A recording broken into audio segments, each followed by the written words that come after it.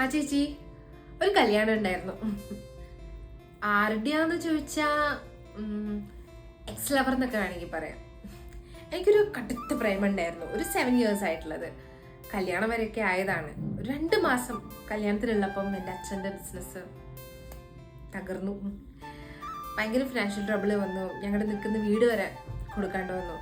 അപ്പം അവൻ wedding call of ചെയ്തു. ഞാൻ വിചാരിച്ചു നോക്കി നീ ഒന്ന് സെറ്റ് ആവുന്നതിന് ശേഷം നമുക്ക് വെഡിങ് നോക്കാന്ന്. അതൊന്നല്ല ഞാൻ പറഞ്ഞത്.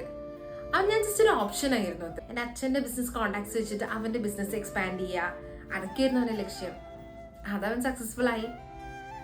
അപ്പം അതിനുശേഷം പിന്നെ അവൻ്റെ ലൈഫല്ലേ നോക്കുള്ളൂ. അവനെക്കാട്ടി കാശുള്ള വീട്ടിലെ കൊച്ചിനെയല്ലേ നോക്കുള്ളൂ. സോ പിക്കപ്പ് പറഞ്ഞു. ഞങ്ങൾ പിന്നെ അവിടെ നിൽക്കാൻ പറ്റാതെ ഇവിടേക്ക് വന്ന് ഇങ്ങനെ താമസിക്കുന്നു. പിന്നെ അവന് നല്ല ഉളുപ്പുള്ളതുകൊണ്ട് അവൻ എന്നെ കല്യാണത്തിന് വിളിച്ചു. സോ എന്തായാലും പോണം. ഇത്രയും കാലം മനസ്സിൽ കൊണ്ടുനടന്നതല്ലേ, ആ പിശാചിനെ അവിടെ കഴുകി കളയണം. പോകുന്നില്ല എത്ര നോക്കിയിട്ട്. അതുകൊണ്ടാണ് കല്യാണത്തിന് എന്തായാലും പോവാന്ന് വിചാരിച്ചത്. ശരി ചേച്ചി, പോയിട്ട് വരാം.